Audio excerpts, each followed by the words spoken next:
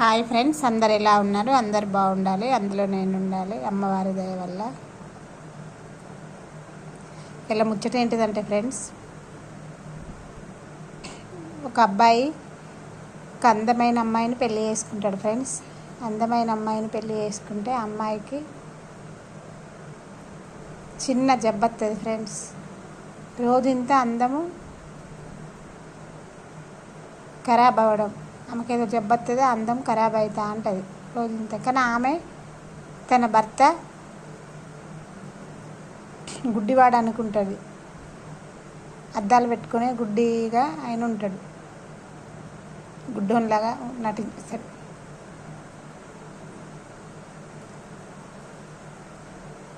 ఆమె రోజుకింత ఆమె అందం ఖరాబ్ అవుతుంటే ఆమె అందం కోసమే ఆరాట పడుతుంది, కానీ భర్త కోసం అస్సలు ఆరాట పడదు నిత్యం.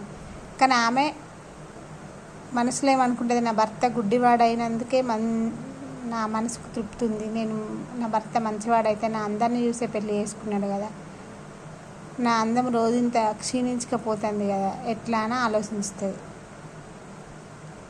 ఆలోచించి మస్తు బాధపడుతూ ఉంటుంది. మళ్ళీ భర్త ముందు ఏమండి బాగున్నారా, నీకు మంచి ఇల్లు అన్నా, నీకు అవి అన్నా, కానీ భర్తకు అన్నీ తెలుసు. అట్లనే కొన్ని సంవత్సరాలు గడిచిపోతుంది, ఆ భార్య చనిపోతుంది. చనిపోయాక ఈ గుడ్డివాడు ఏం చేస్తాడు, బయటకు వస్తాడు. వచ్చి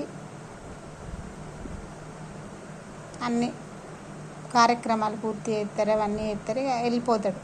పోతుంటే ఒక బాటసారి చూసి అడుగుతాడు కదా, నాయన నువ్వు గుడ్డివానివి కదా, నువ్వు ఎటువంటి తట్టు ఎట్లా నడుస్తానో నేను చేయి పట్టుకొని నడిపిస్తా పట్టువని అంటే, అయ్యా నేను గుడ్డివాణ్ణి కాదు, నా భార్య బాధపడకుండా ఉండడానికి నేను గుడ్డివాడిలాగా నటించిన అని అంటాడు. ఎంత గొప్ప భర్త మిత్రమా!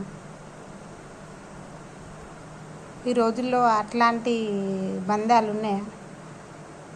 కానీ ఉంటాయి, మంచి అనేది ఖచ్చితంగా ఉంటుంది. అట్లాంటి బాంధవ్యాలు ఉన్నాయా? గుడ్డివాడినని కాదని చెప్తాడు.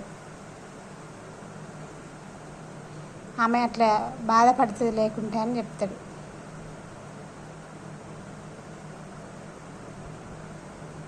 అప్పుడు ఆ బాటసారి అంటాడు కదా, నాయన నీ మంచితనానికి చేతులెత్తి నమస్కరిస్తాను, ఈ రోజుల్లో ఎవరున్నారు అట్లా, చాలా మంచివాడికి నువ్వు, ఆ దేవుడు నిన్ను మంచి జీవితాన్ని ఇచ్చి మంచిగా నేను కాపాడాలని కోరుకుంటున్నాను బాటసారి అంటాడు.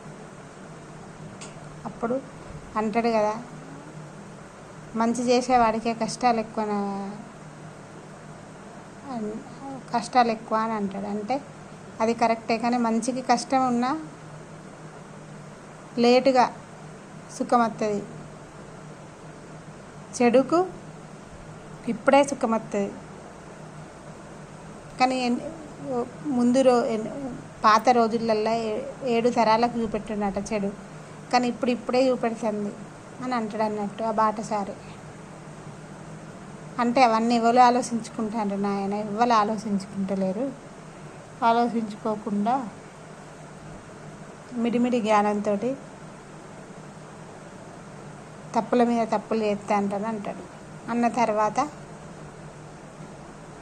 చేసేవాళ్ళు చేయని నాయన, మనమైతే చేయొద్దు కదా అని బాటసారి అంటాడు.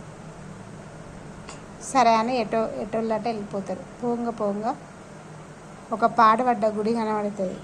ఈ గుడ్డి అబ్బాయికి కనబడ్డాక గుడి కాడికి పోయి శివాలయం, ఆ గుడిని శుభ్రం చేసి కొబ్బరికాయ కొట్టి కుంకుమ పసుపు నైవేద్యం వేసి ఆడ సేద తీరుతాడు. కొద్దిసేపు నిద్రిస్తే తెల్లారి తన తల్లిదండ్రుల దగ్గరికి పోయి మస్తు బాధపడతాడు. నా భార్య చనిపోయింది అని. బాధపడకు నాయన, నీకు అంతవరకే రాసింది, నువ్వు ఇలా నటించిన మేము మిమ్మల్ని నిన్నేమనలే కదా అన్న తల్లిదండ్రులు అంటారు. తల్లిదండ్రులు కూడా చాలా గొప్పవాళ్ళు. అట్లా అన్నాక సరే అని అట్లనే కాలం గడుస్తూ ఉంటుంది.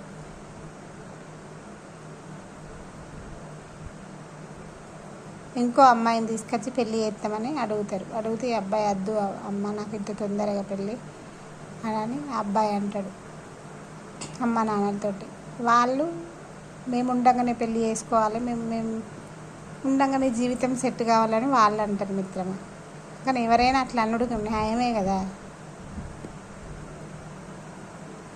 ఆ అబ్బాయి చేసుకోనని అబ్బాయి అంటాడు. ఇది జీవిత సత్యం. ఇట్లున్నారు మనుషుల తీరు ఇట్లుంది మిత్రమా. బాయ్.